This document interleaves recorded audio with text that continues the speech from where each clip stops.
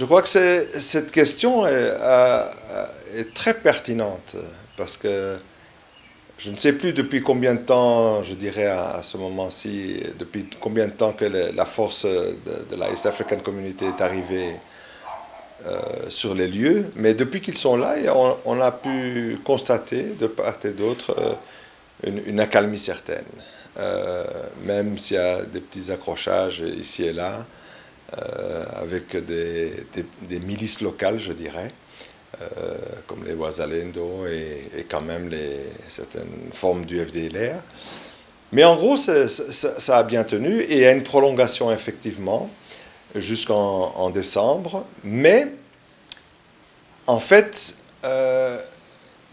puisque cette force est là depuis autant de temps,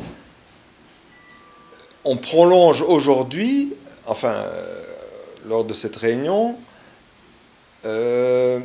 normalement, c'est pour pouvoir exécuter ce qui n'a pas pu être exécuté pendant cette première période.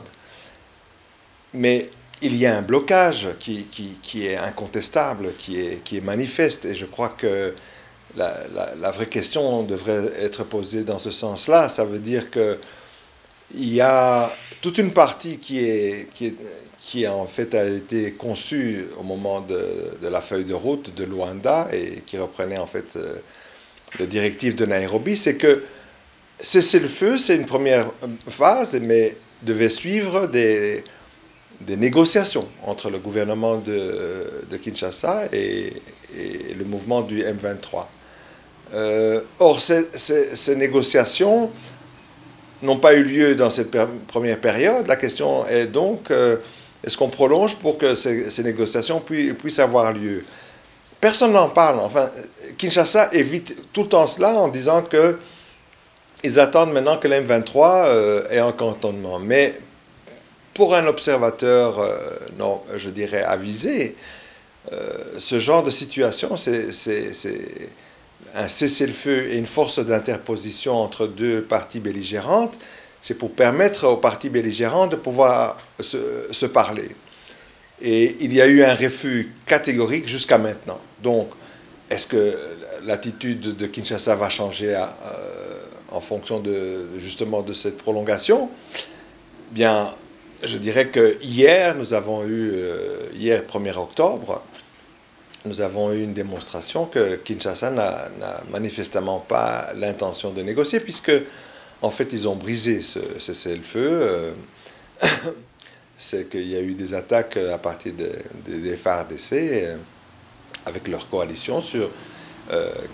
enfin, des attaques, il y a une tentative de reprise de certaines zones qui étaient sous contrôle maintenant de la force de l'EAC, qui avait été donnée par le M23, et que donc le M23 n'a pas pu tolérer.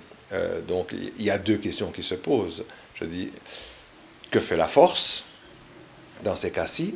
C'était une zone qui était occupée par le Burundi. Et quelles sont les intentions de Kinshasa? Entre-temps, les troupes des FARDC, avec leur coalition de FDLR et de Wazalendo et certainement des mercenaires, ont tenté, mais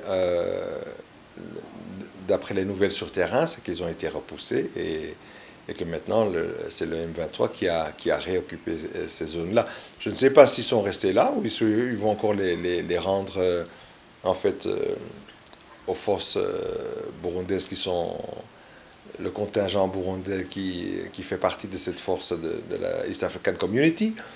Mais il est clair que hier, il y a eu, en fait, on a brisé on a violé le cessez-le-feu.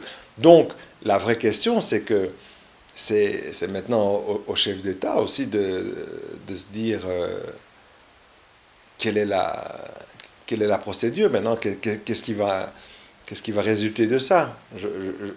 Normalement, ce qu'on peut attendre logiquement, c'est que tout le monde va demander à ce qu'on reste calme et qu'on puisse procéder, mais je crois qu'il y a un blocage très clair de Kinshasa qui joue en fait, je dirais, du populisme, qui joue la rue, qui joue les réseaux sociaux, qui veulent montrer qu'ils ne lâchent pas un centimètre.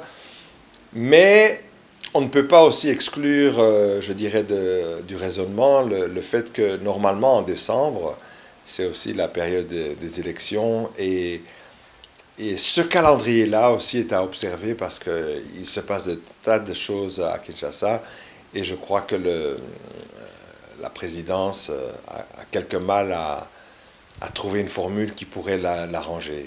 Donc je dirais qu'il y a en parallèle,